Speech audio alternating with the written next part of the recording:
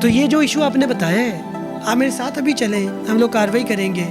انتظامیہ کہتی ہے ہمارے پاس اتنی جگہ ہی نہیں ہے، ہمارے پاس 2000 کی جگہ اور ہم 6000 کو ٹریٹ کر رہے ہیں. تو ہم سوسائٹیز کے حوالے سے کہ وہاں پہ بہت سے لوگوں کی شکایات آتی ہیں کہ یہاں پہ قبرستان نہیں ہے، گراؤنڈز نہیں ہیں، تو کیا کہیں گے اس حوالے سے آپ؟ اپنے کام کرواتے وقت LOP کو اگنور کر دیتے ہیں. وہ جو جگہ مسجد کے لیے ہوتی ہے وہاں بھی وہ پلاٹ بیچ دیتے ہیں، جو پارک کے لیے ہوتی ہے وہاں بھی وہ کمرشل پلازاز بنا دیتے ہیں. سمجھا نہیں بات؟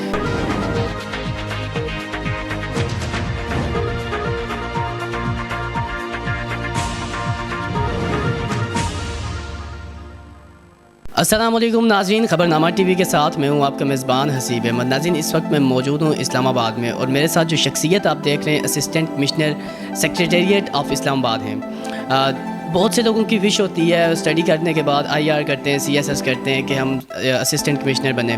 اسسٹنٹ کمشنر بننا کتنا مشکل ہے، کتنی اسٹرگل کرنی پڑتی ہے. اور یہاں پہ جو میرے ساتھ انیل سعید صاحب بیٹھے ہیں، 3 بار انہوں نے CSS کے ایگزام کلیئر کیے ہیں. لوگ تو ایک بار بڑی مشکل سے کرتے ہیں، 3 بار کرنے کا کیا فائدہ ہوا. انیل سعید کی کیسی کہانی، کتنی محنت کرنی پڑی، انہی کی زبانی جانتے ہیں. السلام علیکم.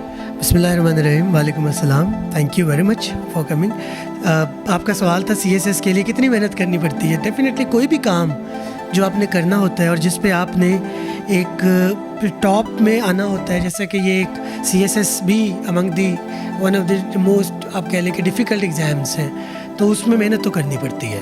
اور میرے خیال میں کسی بھی چیز میں بیسٹ ہونے کے لیے محنت کرنی پڑتی ہے. اچھا انیل بھائی، سٹارٹ میں تو یہ ہوتا ہے کہ لوگ IR کرتے ہیں، اتنی مشکل سے ڈگری حاصل کرتے ہیں، اس کے بعد CSS کرتے ہیں، ایک بار کلیئر ہو جائے تو وہ ایگزام میں بیٹھ جاتے ہیں.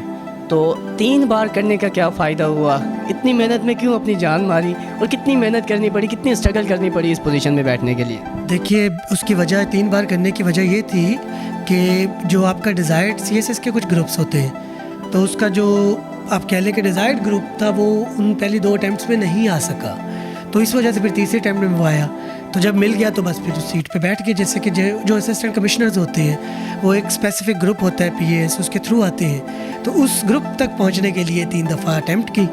اور اگین وہی میرا آنسر ہے کہ محنت تو بہت کی، محنت کرنے کا آلموسٹ اٹ ٹک 10 ایئرس، 10 سال لگے مجھے یہاں تک آنے میں. اچھا انیل بھائی، جب بچہ اسکول میں جاتا ہے، اپنے ہوش و حواس سنبھالتا ہے، تو ٹیچرز اس سے پوچھتے ہیں کہ آپ کی کیا خواہش ہے، بڑے ہو کے کیا بنیں گے؟ تو ہر ایک کہتا ہے میں آفیسر بنوں گا، کوئی پائلٹ بنے گا، کوئی کیپٹن بنتا ہے، کوئی ڈاکٹر بنتا ہے، کوئی کس. تب آپ کیا جواب دیتے تھے؟ کبھی ٹیچرز نے آپ سے بھی یہ بات کی ہے؟ ظاہر ہے ٹیچرز بھی پوچھتے ہیں، باقی بھی پوچھتے ہیں، بہت سارے جو ہوتے ہیں لوگوں اس لیے پوچھتے ہیں کہ ویسے چلو بچے سے کنورسیشن تو ہو، تو پوچھا ہے، بہت سارے لوگوں نے پوچھا ہے. اس میں شروع میں یہی ہوتا ہے، آپ کو نہیں پتہ ہوتا جب آپ بہت بچے ہوتے ہیں تو وہ آپ کا جیسے کہ ایک ٹپیکل آنسر ہوتا ہے کہ ڈاکٹر یا انجینئر بننا ہے. ویسے بھی ہماری فیملی میں ڈاکٹرز بہت زیادہ ہیں، تو انہیں کو دیکھ کے وہ سوچا تھا. لیکن پھر جب تھوڑا سا ہوش سنبھالا تو اس کے بعد میرا جو ارادہ تھا وہ چارٹرڈ اکاؤنٹنٹ بننے کا تھا. اسی لیے میں نے کبھی بھی کوئی لائن ایسے چینج نہیں کی اپنی. جیسے آپ دیکھتے ہیں کہ کسی نے میڈیکل کیا ہو، نان میڈیکل کیا ہو، پھر میرٹ نہ بنا ہو تو پھر وہ آگے ڈگریز دوسری کرتا ہے.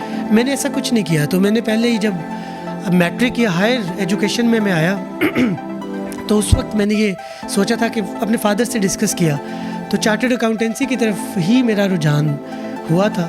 اور اسی کی وجہ سے میری تھرو آؤٹ جو ایجوکیشن ہے وہ اکاؤنٹنٹ یا اکاؤنٹنسی اور فائنینس کی ہے. ایون میری جو ماسٹرز ڈگری ہے وہ بھی MBA فائنینس ہے. بٹ مین وائل پھر یہ ہوا کہ کچھ اس میں ایسی ریزنز تھیں جس میں مجھے جیسے میرا چھوٹا بھائی تھا، ہم نے اکٹھے تیاری کی، CSS کا مجھے اسکوپ سمجھ آیا، اس میں مجھے لگا کہ بہتر سروس ہو سکتی ہے. کچھ اور بھی ریزنز تھیں، تو پھر میں نے وہ جو ہے پھر CSS سے اٹیمپٹ کیا ٹیچنگ میں آنے کے بعد. تو پھر اس طرف نہیں گیا میں. تو کیا اس فیلڈ میں آتے ہوئے آپ کی فیملی بھی ایگری تھی، یا فیملی کا کہیں اور رجحان تھا، کہیں اور کیپٹن بنانے کے چکر میں تھے، یا ڈاکٹر یا انجینئر بنانے کے خواہش مند ہوں؟ اور فیملی نے کس حد تک آپ کو سپورٹ کیا اس فیلڈ میں؟ فیملی ہمیشہ میرے ساتھ رہی ہے، اور فیملی کی سپورٹ سے ہی میں یہاں تک پہنچا ہوں. اور اس کے علاوہ جو ہے ادروائز جو کمپٹیشن کا ایگزام میں نے جو پراپر دیا وہ یہی دیا ہے. کوئی بھی اب الحمدللہ ایسا ایگزام نہیں ہے جو میں نے دیا اور وہ کلیئر نہ ہوا ہو. تو میں نے اس طرح سے نہیں ISSB وغیرہ نہیں کیا. تو باقی یہ جو ہے آپ کا دوسرا ہے کہ فیملی کی سپورٹ ڈیفینیٹلی ہمیشہ ساتھ رہی. فادر نے ہمیشہ گائیڈ کیا. جو ٹینڈر ایج ہوتی ہے، سٹارٹ کے ایئرز ہوتے ہیں بچے کے، اس میں مدر نے ہمیں گھر میں پڑھایا اور ہمیں سکھایا، اور ان کی وجہ سے ہی یہاں پہ ہوں. اور اس کے بعد فادر نے پھر جب میتھمیٹکس اور انگلش یا اس طرح کے جو کمپلیکیٹڈ جو آپ کے ہوتے ہیں مضامین ہوتے ہیں سبجیکٹس ہوتے ہیں اس میں پھر فادر نے ٹیچ کیا، اور ساتھ میں میرے ٹیچرز کا بہت بڑا رول ہے، فرینڈس کا بہت بڑا رول ہے، سب نے بڑا سپورٹ کیا۔ انیل بھائی، ہم تو جب کلاس روم میں بیٹھتے تھے کالج میں تو بڑی شرارتیں کیا کرتے تھے، بڑی مار پڑتی تھی، کلاس میں لڑتے بھی تھے، مار بھی کھاتے تھے، مارتے بھی تھے۔ کبھی ایسا آپ کے ساتھ ہوا کہ کبھی کسی سے لڑائی ہو گئی ہو، آپ نے اسے مارا ہو یا مار کھائی ہو، پھر ٹیچر کی وجہ ٹیچرز نے آپ کو مارا ہو، ایسی کوئی سچویشن آئی ہے آپ کے لائف میں؟ ایسی کوئی سچویشن اس طرح سے تو نہیں آئی کہ میرے مطلب آئی آلویز بین امنگ دی جو فرینڈلی اسٹوڈنٹس ہوتے ہیں نا کلاس میں، تمام کلاس، اور پھر پروکٹر بھی رہا جس کو آپ کہتے ہیں ہیڈ بوائے کہہ لیں، یا وہ بھی رہا، تو وہ اس طرح سے نہیں ہے، ہمیشہ سے لوگوں کے ساتھ ہی چلا ہوں۔ ایک آدھ اس طرح کا انسیڈنٹ ضرور ہوا تھا، لیکن وہ بھی ہمارا مطلب اس طرح سے ہوا تھا کہ ہمارے پوری ایک کیمپس کا دوسرے کیمپس کے ساتھ فائٹ ہوئی تھی، تو وہ بھی وہ لوگ آئے تھے، تو اس طرح کا تو انسیڈنٹ ہوا ہے، لیکن ایسا نہیں ہوا کہ کلاس میں کبھی مارا ہو۔ اور جہاں تک ٹیچرز کا ہے تو ٹیچرز کا ہمیشہ سے فیوریٹ رہا ہوں، ٹیچر نے کبھی بھی نہیں کچھ کہا، نیور، کبھی بھی کسی بھی ٹیچر نے کچھ نہیں کہا، مطلب یہ میں آپ کیمرہ کے سامنے بتا رہا ہوں، کبھی بھی کسی ٹیچر نے ایسا کوئی چانس ہی نہیں آیا، آپ نہ پڑھتے ہو تو ایسا ہوتا ہے، تو امنگ دی ٹاپرز ہی رہا شروع سے ہی، گریڈ 1 سے آن ورڈز 16 تک، تو وہ ایشو بھی کبھی نہیں ہوا۔ دوسرا کیا وجہ ہو سکتی ہے کہ آپ وہی بات جو کلاس میں کسی کا لڑے یا انڈسپلنڈ ہو، ایسا بھی کبھی نہیں رہا، شرارتیں ضرور کرتے تھے لیکن وہ ٹیچرز کو پتہ تھا اتنی وہ ٹالریٹ کر دیتے تھے۔ ایک انسیڈنٹ ایسا ہوا تھا جب میں جی سی سائی وال میں تھا، تو وہاں پہ یہ ایک انسیڈنٹ ہوا تھا، لیکن وہ بھی کچھ اس کی وجہ یہ نہیں تھی کہ میرا کوئی فائٹ نہیں تھی، وہ بیسیکلی کیمپس کے جگہ کا اور ٹیریٹری کا اور ہاسٹل کا ایشو تھا، تو اس میں تھوڑا بہت ہوا تھا، لیکن وہ کوئی ایسا نہیں ہے۔ اچھا انیل بھائی، تھوڑا پرسنلی جاتے ہیں، آپ ینگ بھی ہیں اور ماشاءاللہ خوبصورت بھی ہیں، اس ایج میں بھی خوبصورتی آپ پہ ختم ہے، اور ایک تو آپ اسسٹنٹ کمشنر بھی ہیں، تو کلاس روم میں کبھی کہیں کسی لڑکی کی طرف سے پروپوزل آیا ہو، ایکسیپٹ کیا ہو؟ ابھی کی اس کرنٹ سچویشن میں میرے سننے میں تو آپ کی شادی بھی ہوئی ہے، جب یہ بھی کویسچن ایڈ کر دیتا ہوں کہ لو میرج ہوئی ہے، ارینج میرج ہوئی ہے، اور ابھی کرنٹ تو آپ کو ظاہرہ پروپوزل تو آتے ہی ہوں گے، کیا کہیں گے؟ یار بات یہ ہے کہ دیکھا جاتا ہے کہ اسلام کا ہے، اور اس میں اگر کوئی لڑکا اور لڑکی ایک دوسرے کو پسند کرتے ہیں تو یہ کوئی اس میں بری بات تو نہیں ہے۔ اور دوسری بات جہاں تک تعلق ہے پرپوزلس کا کیوں مجھے گھر سے آپ نے مار پڑوانی ہے، تو ڈیفینیٹلی ایسا ہوتا ہے، ایسا ہوتا رہا بھی ہے، لیکن وہ آپ اس کو پولائٹلی یا ایک طریقے سے ہی بتاتے ہیں جو بھی اس طرح کی سچویشن ہوتی ہے۔ اور جو ابھی تک کا سچویشن تو ابھی پتہ ہے سب کو، جیسا کہ آپ نے بھی پوچھا اور چینلز نے بھی پوچھا ہے، تو I am married of course, اور میں اس طرح کا ظاہر ہے کہ اپنی ایک ذمہ داریاں نبھا رہا ہوں، اور جہاں تک میں سمجھتا ہوں کہ اس چیز کو، اس جذبے میں تو کوئی حرج نہیں ہے، اور آگے اس کو کس طرح سے دیکھا جائے گا یہ ایک چیز ضرور میٹر کرتی ہے، تو ایسا نہیں ہے۔ اور جہاں تک شادی کا تعلق ہے تو وہ it was an arrange marriage with love کہہ لیں، میری اپنی کزن ہے تو ان سے ہی شادی ہوئی، اور وہ فیملی کی بھی اس میں رضامندی تھی، اور پھر جب میں فرسٹ جاب میں آیا تو پھر اس وقت شادی ہو گئی تھی، تو اس میں یہی جواب ہے۔ اور جہاں تک تعلق اگر نہیں پتہ ہوتا تو لوگ اپروچ بھی کرتے ہیں، پھر ہم بتا دیتے ہیں کہ میں میرڈ ہوں، تو اور کیا کہوں، نو چانس، نہیں اور کیا کہوں۔ اچھا انیل بھائی، اب آتے ہیں فیلڈ کی طرف، ایک آپ اسسٹنٹ کمشنر اسلام آباد کے ہیں، بہت سی جگہ پہ ہم دیکھتے ہیں کہ جو ریڈی لگائی ہوتی ہے، ایک تو وہ سی ڈی اے کی جگہ پہ لگائی ہوتی ہے اور ان کے خلاف کارروائی نہیں ہوتی، اور جو ریٹس لسٹ آپ جاری کرتے ہیں اس میں اگر ایک انگور ہے وہ 50 روپے کلو دے رہا ہے، تو جب ہم اس سے ریٹ کا پوچھتے ہیں تو وہ لسٹ کے مطابق نہیں دے رہا ہوتا، تو ان کے خلاف آپ کیسے کارروائی کرتے ہیں؟ ابھی جو کرنٹ ایڈمنسٹریشن ہے اس کا تو بڑا کلیئر رول ہے، اور اس میں ہمیں کافی ریزسٹنس بھی فیس کرنی پڑ رہی ہے بائی دی ٹریڈرز۔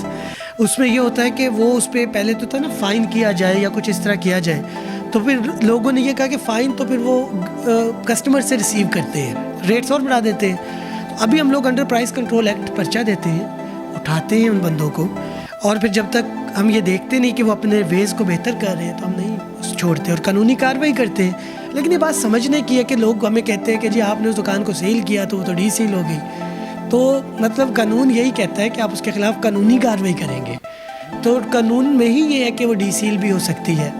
میں بتانا یہ چاہ رہا ہوں، ہاں مطلب اس کا کوئی ایک طریقہ کار ہے نا، ان کا وکلا آئیں گے، وہ کوئی ایفیڈیوٹ دیں گے، کوئی شیورٹی دیں گے، کوئی اور بات کریں گے۔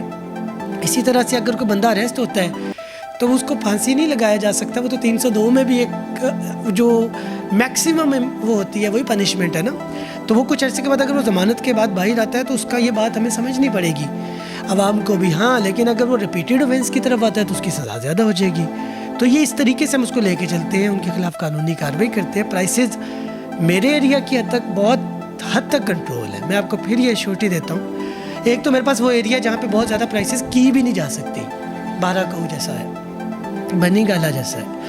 البتہ سیکریٹریٹ جو پوش علاقہ ہے میرے پاس, جیسے یہ ہے ڈپلومیٹک انکلیو ہے, سیکریٹریٹ مارکیٹ ہے, تو وہاں پہ ہم لوگ کارروائی کرتے ہیں اگر کمپلینٹس آتی ہیں. ہر جگہ پہ کرتے ہیں لیکن اس طرح سے نہیں ہے جس طرح سے اسلام آباد کے دوسرے پوش ایریاز ہیں اس میں ہو.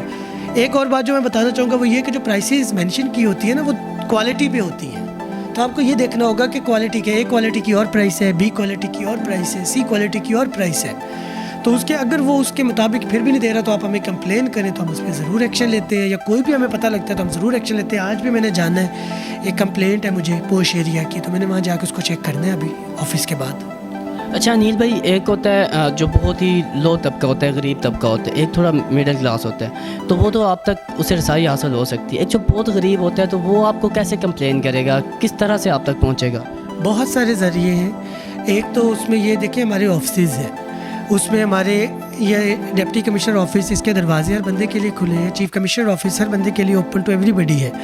اچھا جی, اس کے علاوہ جو ہے ہماری ویب سائٹس ہیں, کمپلینٹ سیلز ہیں, PMDU ہے, ابھی ICTA کی ایک اپنی کمپلینٹ ویب سائٹ بن گئی ہے, سوشل میڈیا فورمز ہیں, آپ لوگ ہیں, کوئی بھی ذریعہ ہو ہم ضرور ایکشن لیتے ہیں. ایسا کوئی نہیں, میرے پاس کوئی کمپلین آپ کو پینڈنگ نظر نہیں آئے گی, میرے پاس کوئی فائل آپ کو پینڈنگ نظر نہیں آئے گی, کیونکہ میں اس وقت تک نہیں اٹھتا ہوں جب تک میں اپنا کام کمپلیٹ نہ کروں.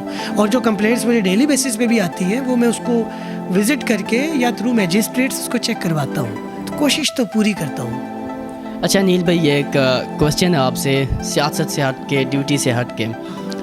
پاکستان میں ہر ایک سیاستدان کو کوئی نہ کوئی سپورٹ کرتا ہے, آپ کی کون سی پسندیدہ شخصیت ہے سیاست میں؟ دیکھیے بات یہ ہے کہ پتہ نہیں آپ کو, جو سول سرونٹ ہے نا وہ نہ کسی کو سپورٹ ان کو کرنا چاہیے, نہ ان کو کسی کی سپورٹ پہ کھڑا ہونا چاہیے, میں یہ سمجھتا ہوں. اور اس کی ایک ریزن یہ بھی ہے کہ جو قائد اعظم نے ہمارے سول سرونٹس کے ساتھ ایک ایڈریس کیا تھا, جو کہ ہماری اکیڈمی میں سب سے پہلے ہمیں وہ لیسن دیا جاتا ہے جہاں سے ہم ٹریننگ کرتے ہیں, وہ یہ لیسن تھا کہ آپ لوگ پولیٹیکل افیلیشن سے اوپر آ کے کام کریں گے. You are not servant of anybody, you are servant to the state. تو اسٹیٹ کے ہم سرونٹ ہیں, تو اسٹیٹ کی ایگزیکٹو ایک ہوتے ہیں, تو ایگزیکٹو مشینری کا ہم حصہ ہے. اور گورنمنٹ کی لوئسٹ ٹیئر ہے, جو ڈیسیجن میکرز ہوتے ہیں نا, اسسٹنٹ کمشنر کی لوئسٹ ٹیئر ہے, اس کے نیچے تو پھر دوسرے ڈپارٹمنٹس ان کو وہ کام کے لیے کوآرڈینیشن کرتا ہے. لیکن گورنمنٹ کا ایک فیس جو ہوتا ہے وہ اسسٹنٹ کمشنر ہوتا ہے, اور ڈسٹرکٹ لیول پہ ڈپٹی کمشنر صاحب ہوتے ہیں. تو ہماری پولیٹیکل افیلیشن نہیں ہونی چاہیے, نہ ہوتی ہے, اور یہ چیز ہمیں بڑی کلیئر ہوتی ہے. مطلب مجھے اس چیز سے کوئی فرق نہیں پڑنا چاہیے کہ کون سی گورنمنٹ ہے, کس پولیٹیکل پارٹی کی. ہاں مجھے یہ فرق ضرور پڑنا چاہیے کہ جو میرا ٹارگٹ ہے, جو میں نے سروس کرنی ہے, میں اس میں کس حد تک کامیاب ہوں. بس یہی بات ہوتی ہے, یہی کرتے ہیں. اچھا انیل بھائی, کہیں نہ کہیں ہیلتھ میں بھی آپ کی انوالومنٹس رہتی ہیں, تو ابھی موجودہ صورتحال میں ڈینگی کی وبا جو ہے وہ بہت تیزی سے پھیل رہی ہے, کہاں تک آپ کام کر رہے ہیں اس میں؟ یہ بڑا پرٹیننٹ کوسچن ہے. بیسیکلی میں آپ کو یہ بتاؤں کہ جو ڈینگی جو ہیلتھ آفس ہے وہ یہاں پہ منسٹری کے انڈر ہے, لیکن یہ کہ ہمارا کوآرڈینیشن ان کے ساتھ ہوتا ہے, اور ڈیلی بیسس پہ ہماری میٹنگز ہوتی ہیں ڈینگی پہ.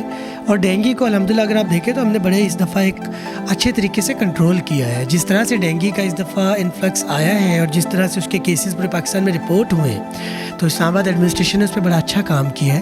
ہم نے یہ کیا تھا, اسٹریٹجی ہماری یہ تھی کہ ٹو بگن ود ہم لوگوں نے ہاٹ اسپاٹس آئیڈینٹیفائی کیے اور ان کو کلیئر کرنا شروع کیا. اس کے بعد جب یہ اس سے تھوڑا سا بڑھا تو کیسز رسپانس ہم نے سٹارٹ کیا, IRS جس کو بولتے ہیں. اس میں یہ ہوتا ہے کہ آپ جس جگہ پہ ڈینگی کا پیشنٹ آتا ہے اس جگہ کو اور اس کے ساتھ والے ارد گرد کے گھروں کو ایک SOP بنا ہوا ہے, اس میں آپ سپرے کرتے ہیں. وہ کیا. اس کے بعد بھی جب ہمیں یہ لگا کہ بہت زیادہ ٹریول ہسٹری پیشنٹس کی ہوتی ہے, دوسرے ایریا سے آتے ہیں, اسلام آباد میں لوگ آپ کو پتہ وزٹ کرنے بھی آتے ہیں, ناردرن ایریاز جاتے ہیں, تو کیسز پھر بڑھ رہے تھے. تو پھر ہم نے اس میں پھر فاگنگ اور فیمیگیشن کو سٹارٹ کیا. تو الحمدللہ یہ کیسز جو کہ 200 تک بھی آلموسٹ گئے پر ڈے, وہ اب کم ہوتے ہوتے 30s 40s میں آ گئے ہیں نا, تو 30 40 50. تو یہ ایک अच्छी स्ट्रेटजी की वजह से था, तमाम हेल्थ डिपार्टमेंट की, DHO ऑफिस की और मिनिस्टर ऑफ हेल्थ की टीम्स की वजह से था। हमारे UC सेक्रेटरीज ने बड़ा काम किया इसमें, डिप्टी कमिश्नर साहब, एडिशनल डिप्टी कमिश्नर ईस्ट जो इसको देख रहे हैं, उन्होंने बहुत इस पर काम किया है और अभी हम इसको काफ़ी हद तक कंट्रोल कर चुके हैं। हमारे पास सफिशेंट फैसिलिटीज़ अवेलेबल हैं पब्लिक एंड प्राइवेट हॉस्पिटल्स में। हमने लैब्स में एक मिनिमम फ़ीस जैसे 99 रुपीज़ डेंगू के जो है CPC या कंप्लीट ब्लड काउंट जिसको बोलते हैं उसके लिए हमने कर दी, जो कि अदरवाइज़ बहुत ज़्यादा है। हमने डेंगू के NS1 की फ़ी और एलाइजा की फ़ी जो है वो भी कम कर दी, जो कि लोग 3500 4000 तक चार्ज करते थे, उसको भी एक फ़िक्स रेट कर दिया थ्रू जो अब हमारी इस्लामाबाद हेल्थ रेगुलेटरी अथॉरिटी है उसके तहत, उसकी मॉनिटरिंग के अंडर हमने ख़ुद विज़िट किए। तो हम इस चीज़ को बहुत ज़्यादा मॉनिटर करें और इसी वजह से अगर आप देखें तो कैजुअलिटीज़ की शरह कम रही और जो कुछ केसेस रिपोर्ट हुए वो भी उसमें भी कुछ मिस्टेक्स थी, कुछ हमारे एरिया के नहीं थे। एक ज़िंदा खातून है जिनको रिपोर्ट कर दिया एज डेड, तो वो उसको हम करेक्ट करवा रहे हैं और इंशाल्लाह आप देखेंगे कि ये हेल्थ पे हम लोगों का जो डेंगू का स्पेसिफ़िकली जैसे कि आपने क्वेश्चन किया बहुत बेहतर है। अभी भी आज भी डेंगू का और हर दिन फॉगिंग चल रही है ताकि इसको, और फिर प्लस अब ये है कि अब तो वेदर भी चेंज हो रहा है, तो इस वजह से भी जो है वो उस तरह से उसका जो लार्वा है उसकी जो है वो लाइफ स्पैन कम हो गया है। तो इंशाल्लाह ताला आप देखेंगे कि आने वाले कुछ दिनों में इसको पूरी तरह से सूरत हाल को कंट्रोल में कर लिया जाएगा। अच्छा अनिल भाई, कुछ अरसे से इस्लामाबाद को देखा जा रहा है। पहले तो जो डकैती होती थी, क्राइम होते थे, कराची को समझा जाता था, मेन सब पूरे पाकिस्तान की नज़र में था। लेकिन कुछ अरसे से इस्लामाबाद में भी काफ़ी क्राइम बढ़ते जा रहे हैं। किसी का बाइक चोरी हो रहा है, गाड़ी चोरी हो रही है, तो इनकी क्या वजूहत है, केसेस बढ़ते जा रहे हैं क्राइम के? 2-3 इसमें वजूहत समझ आती हैं। एक तो आप ये देखिए कि महंगाई और unemployment rate around the country अगर हम देखें तो बढ़ा। फिर कुछ ऐसी इंसिडेंट्स हो गए, पहले कोविड रहा, लोग बहुत ज़्यादा उससे मुतासिर हुए। फिर उसके बाद आपने देखा कि रिसेंटली फ्लड्स जो है वो कितना बड़ा एरिया पाकिस्तान का उसमें इनंडेटेड हुआ, तो वो एक रीज़न है। उससे फिर लोगों ने ना बहुत ज़्यादा माइग्रेट किया और उन अतराफ़ में है जहाँ पे कि उस तरह से फ्लड्स ने हिट नहीं किया था। Islamabad is luckily one of those areas, तो वहाँ पे आए। उसमें फिर बहुत सारे हम लोगों ने रिपोर्ट हमें हुए। मैं ख़ुद भी अडयाला विज़िट करता हूँ और इसके अलावा फील्ड में रहता हूँ, तो मुझे पता है कि बहुत ज़्यादा उसमें कुछ जो नॉन कह लें कि पाकिस्तानीज़ हैं वो भी यहाँ पे आए और उन्होंने उनकी वजह से क्राइम रेट बढ़ा और इस्लामाबाद में तो स्पेसिफ़िकली बढ़ा। हम लोग इसको ज़रूर देख रहे हैं और इसको कंट्रोल करने की पूरी कोशिश करते हैं। बेसिकली ये प्राइमरीली तो पुलिस का डोमेन है, पुलिस भी अपनी पूरी एफर्ट कर रही है और एक वजह इसकी रिपोर्ट होने की ये भी है कि हमारा यहाँ पे मीडिया बहुत आज़ाद है और इसकी वजह से जो होता है वो एज़ इट इज़ रिपोर्ट भी हो रहा होता है। तो इसमें कोई वो नहीं है, इसमें कोई इस तरह का कोई हिडन नहीं होता। तो ये भी एक वजह है कि यहाँ पे रिपोर्टिंग शायद ज़्यादा है, लेकिन अच्छा है कि रिपोर्टिंग ज़्यादा है, इसी तरह से केसेस कंट्रोल होंगे। और इस पर हमने पूरी एक जो पुलिस के साथ मिलकर स्ट्रेटजीज़ तो बनाई हुई हैं, क्विक रिस्पांस फोर्स बनाई हुई है। आपने देखा कि डॉल्फिन टाइप की यहाँ पे फोर्स बना दी, ईगल स्क्वाड आ गए, तो वो कर तो रहे हैं। लेकिन अगेन इसका ताल्लुक एक सोसाइटी का कि सोशल इशू भी अगर इसको समझे, जब कभी गुर्बत बढ़ती है तो क्राइम बढ़ता है। और इवन आपने ये यहाँ तक भी देखा है, आपने सुना होगा, हमारा रिलीजन भी कहता है कि और कुरान मजीद में भी है कि कहीं ऐसा ना हो कि गुर्बत तुम्हें कुफ्र तक मजबूर कर दे। तो ये एक वजह आपको समझनी पड़ेगी, इसका जो हमें सोशल सल्यूशन की तरफ भी आना पड़ेगा, लोगों को गुर्बत से निकालना पड़ेगा। जब कोई बंदा गरीब होता है, जब उसके पास खाने पीने को कुछ नहीं होता है और उसको नज़र आ रहा होता है कि उसके बच्चे या फैमिली भूखी है, तो एज अ लास्ट रिजॉर्ट वो क्राइम की तरफ आता है। तो इसके लिए उनकी ट्रेनिंग करनी भी बड़ी ज़रूरी है। बाकी क्राइम को ख़त्म करने के लिए हम कोशिश करते हैं और दिन रात इस पे लगे हुए हैं और इंशाल्लाह इसमें बेहतरी आ रही है और मज़ीद भी आएगी। लेकिन जैसा मैंने आपको बताया कि 2 वजूहात हैं इसकी। आप देखें कि लोग अनएम्प्लॉयड होते हैं, फिर लोग हिजरत करते हैं, फिर यहाँ पे आते हैं। उसके लिए खैर हमने एक पॉलिसी बनाई है कि जो कोई रेंट पे आए वो अपने जो क्रीडेंशियल्स हैं वो थाने में जमा कराएं। हमने SHOs को कहा है कि हमें रिपोर्ट करें कि किस एरिया में कितने लोग आते हैं और कहाँ से बिलोंग करते हैं। फिर हम उस एरिया से भी लिखते हैं लेकिन लूप होल्स रह जाते हैं, इकोनॉमी उस तरह से हमारी डॉक्यूमेंटेड नहीं है, आईटी उस तरह से इतनी एडवांस नहीं है कि हर बंदे को ट्रेस किया जा सके। तो लेकिन हम लगे हुए हैं, इंशाल्लाह बेहतरी आएगी। अच्छा अनिल भाई, 3 क्वेश्चन मैं आपसे करूंगा जो मुझे कंप्लेन रिसीव हुई हैं, जो लोगों ने मुझे इनबॉक्स किए हैं। पहला तो सबसे ये है कि ये जो इशारों पे देखा जाए या फिर यहाँ पे इस्लामाबाद में मरकज़ में देखा जाए, भीख मांगने वाले बहुत ज़्यादा हो गए हैं। इन पे क्यों नहीं एक्शन लिया जाता? कब इन पे एक्शन लिया जाएगा? ये बड़े आपने मेरे दिल का सवाल पूछा है। मैं यहाँ पे था कुछ अर्सा पहले और कुछ भिखारी मैंने पकड़े, मेरे सामने पेश हुए, तो मैंने उनको पता किया तो उसमें उनके सहूलतकार भी थे जो उनको पिक एंड ड्रॉप देते हैं, इशारों पे छोड़ा जाता है, फिर उनको मतलब ड्रॉप दिया, फिर उनको पिक किया जाता है शाम में। पूरा एक माफिया है। उनके खिलाफ़ कार्रवाई की, मुझे थ्रेट किया गया इसी दफ्तर में, इसी जगह पे बैठ के, और जब उस थ्रेट को मैं ना माना तो एक ट्वीट भी हुआ, सैकड़ों दफ़ा, हज़ारों दफ़ा वो रीट्वीट भी हुआ। तो एक इंतज़ामिया के ना एक मसाइल है, जब वो बहुत स्ट्रेट फॉरवर्ड होकर काम करते हैं तो उनको बहुत क्रिटिसिज्म भी फेस करना पड़ता है, और वो पोस्टिंग, ट्रांसफ़र, END सब चीज़ें फेस करते हैं। ऐसा मैंने देखा है अपने सीनियर्स के साथ। तो ये एक वजह है। मैंने उस वक्त भी फिर ये कहा था, उसी ट्वीट के जवाब में मैंने ये कहा था कि मुझे सपोर्ट चाहिए इंतज़ामिया की, और मुझे सपोर्ट चाहिए अपने 4th पिलर की, मीडिया की। तो ये जो इशू आपने बताया है, आप मेरे साथ अभी चलें, हम लोग कार्रवाई करेंगे, उसके बाद देखेंगे क्या होगा। और भी बहुत सारे इश्यूज़ हैं, मैं क्या क्या बात करूँ, शीशा कैफ़ेज़ हैं और बहुत सारे इश्यूज़ हैं। तो इसमें बेसिकली देखना ये पड़ता है कि हमें उन लोगों को पे हाथ डालना चाहिए जो इनके सहूलतकार हैं। उन पे जब हाथ डालें तो वो फिर एक उसका एक सेटबैक भी आता है, वो हम फेस भी करते हैं। लेकिन नहीं होना चाहिए। भिखारियों के ख़िलाफ़ ज़ीरो टॉलरेंस हम लोगों ने की है। अभी उस तरह से आपको भिखारी नहीं नज़र आएंगे इशारों पे, या मैं अपने एरिया की तक बात करूँ तो उस तरह से नज़र नहीं आएंगे।